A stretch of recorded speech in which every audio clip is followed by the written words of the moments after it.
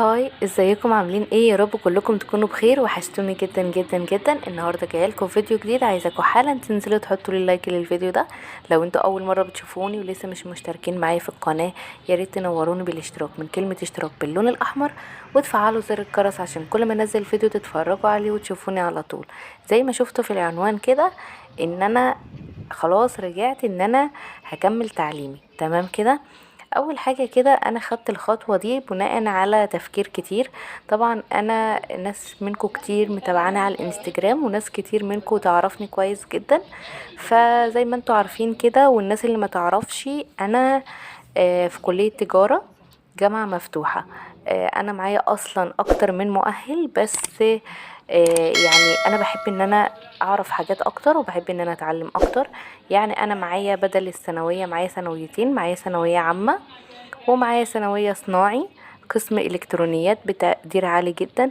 واخده شهاده معهد مساحه، وواخده شهاده معهد فني بصريات. وحاليا بدرس في كليه التجاره، جامعه مفتوحه، جامعه القاهره. انا قلت الكلام ده للناس اللي ما تعرفنيش. اول حاجه كده انا قلت ان انا لازم اكمل تعليمي في الجامعه المفتوحه جامعه القاهره، لان انا تقريبا سبتها من سنه ونص. مش سبتها، اللي هو انا ما دخلتش الامتحانات، فحبيت ان انا اريح فتره معينه كده. دي كانت بتاعه الجواز وبتاعه الخلفه. بس انا تقريبا فصلت سنة ونص تقريبا، مش اكتر من كده. وبعد كده رجعت ان انا هكمل من ساعة ما وقفت تمام كده. خلاص بقى، انا هنا كنت في الوقت ده انا كنت حامل لسه. الفيديو طبعا نزل لكم متاخر، بس مفيش مشكله، انا حبيت ان انا انزله لكم متاخر علشان كنت هضم الفيديو مع الامتحانات. في الوقت ده انا كنت لسه ما ولدتش، وبعد كده رحت علشان اعمل ان انا هرجع الامتحانات من اول وجديد، وهرجع ان انا اكمل دراستي من اول وجديد. ورحت عشان اشوف الدنيا فيها ايه والكلام ده. نزلت بقى الصبح بدري، وبعد كده وديت مهند للحضانة. وبعد كده رحت بقى على الجامعة علشان اعرف التفاصيل.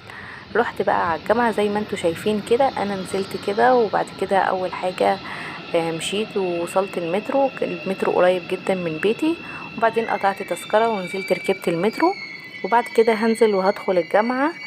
وبعدين هشوف التفاصيل بقى كانت عبارة عن ان في امتحانات الشهر اللي جاي. يعني بعد شهر تقريبا من وانا بعرف التفاصيل كان في امتحانات. ممكن ان انا ادخل الامتحانات دي، وممكن ان انا ما ادخلهاش، على حسب راحتي انا او على حسب اختياري. انا قررت ان انا هدخل الامتحانات دي، بس قررت القرار ده على مادتين بس مش اكتر. وباقي الامتحانات هدخلها في شهر واحد. خدت القرار ده. قلت لا، انا خلاص كده هاخد المادتين دول، وان شاء الله ابقى انجح فيهم، وبقية المواد ادخلها في شهر واحد. في الشهر ده انا طبعا اكيد كنت هولد، لان انا كده كده كنت اخر الشهر التاسع. فخلاص بقى، فالمهم انا هنا خلاص كنت راكبه المترو، وكنت بفطر بقى وبشرب علبة عصير، لان انا بحب ان انا اشرب عصير او اكل اي حاجة مسكرة الصبح وكده، خصوصا اي واحدة حامل. انا كنت بحس بهبوط جامد جدا لو انا مفطرتش او ان انا ماكلتش اي حاجة مسكرة. زي ما انتوا شايفين كده، انا ركبت المترو الجديد، وهنا بقى انا وصلت للجامعة. وكنت وكانوا بيندهوا الارقام، وانا خدت رقم علشان بتدخل بتشوف انت عايز تعمل ايه. ده الرقم بتاعي، وكان الصراحة كان فيه نظام حلو جدا، وكان فيه حاجات كويسة جدا. هكمل لكم الفيديو دلوقتي بعد ما خلصت المرحلة دي. بعد ما هدخل الامتحان بقى، وهتشوفوا بقى ان انا دخلت الامتحان وخرجت. كنت نفسي اصور لكم كل حاجة بالتفاصيل، بس طبعا مش هعرف ان انا اصور لكم وانا جوه اللجنة. انا خلاص كده خلصت هنا التقديم بتاعي، ودخلت ودفعت المصروفات، واخترت كمان المواد اللي انا همتحنها. لو وصلتوا معايا في الفيديو لحد هنا، ما تبخلوش عليا باللايك الجميل والاشتراك في القناة عشان يوصل لكم كل جديد.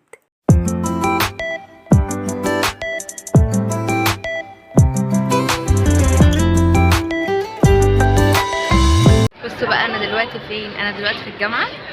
والنهارده كان الامتحان، زي ما انتوا عارفين ان انا قلت لكم ان انا بكمل التعليم وكده. وانا كده كده في الجامعه، بس قطعت سنه او اكتر علشان طبعا اتجوزت وكده، وكان عندي ظروف معينه. دلوقتي احنا النهارده في الامتحان. بصوا انا رايحه بكنزي، كنزي معايا اهي.